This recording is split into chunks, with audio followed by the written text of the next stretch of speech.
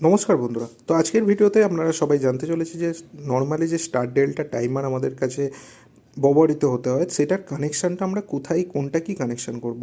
তো সর্বপ্রথমে আমরা যে ফেজ ওয়্যারটা আছে সেটা প্রথমে আমরা দেবো। এখানে দেখতে পাচ্ছেন যে A1 টার্মিনালটা আছে, সেখানে আমরা ফেজ ওয়্যারটা কানেক্ট করব এবং A2 যে টার্মিনালটা আছে সেখানে আমরা নিউট্রাল ওয়্যারটা কানেক্ট করব।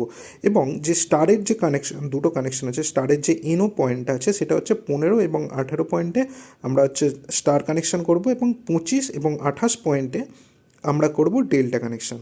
এবারে চলুন জানা যাক যে এই যে পজ এবং টি যে টাইমিংটা দেওয়া আছে এটা আমাদের কিসের জন্য দেওয়া আছে এবং কি করে এটা। তো সর্বপ্রথম যে এই যে টিটা দেওয়া আছে এটা হচ্ছে আমরা যে যতক্ষণ আমরা স্টার কানেকশানে চালাতে চাই সেই টাইমিংটা ডিনোট করার জন্য এখানে যে টিটা দেওয়া আছে এটার ভ্যালুটা আপনি আপনার মতো সেট করতে পারেন, যেটা হচ্ছে 30 থেকে 120 সেকেন্ড পর্যন্ত আমরা এটা দিতে পারি। এবার হচ্ছে পজে যে দেখতে পাচ্ছেন যে 60 মিলি সেকেন্ড টু 150 মিলি সেকেন্ড, এমএস মানে মিলি সেকেন্ড। তো এই মিলি সেকেন্ডে আমরা কত মিলি সেকেন্ডের আমাদের যে গ্যাপ দিতে হয় যখন যখন চলবে, স্টারে চলার পরে যখন ডেল্টা কানেকশানে যখন হবে তখন সেই যে গ্যাপটা হয় সেই গ্যাপটা আমরা কত দিতে চাই, এটা সবচেয়ে কম মিনিমাম ভ্যালুই আমরা দিয়ে থাকি, সেটা হচ্ছে 60 মিলি সেকেন্ড। তো এরপরে এখানে দেখা যাক এর যে স্পেসিফিকেশান আছে সেই স্পেসিফিকেশানগুলো কী কী। এটা আমরা চালাতে পারবো সাপ্লাই ভোল্টেজ 24 ভোল্ট ডিসিতেও চালাতে পারবো এবং 240 ভোল্ট, 24 ভোল্ট ডিসি থেকে 240 ভোল্ট এসিতেও আমরা এটা চালাতে পারবো, সিঙ্গেল ফেজ এসিতেও আমরা এটা চালাতে পারবো।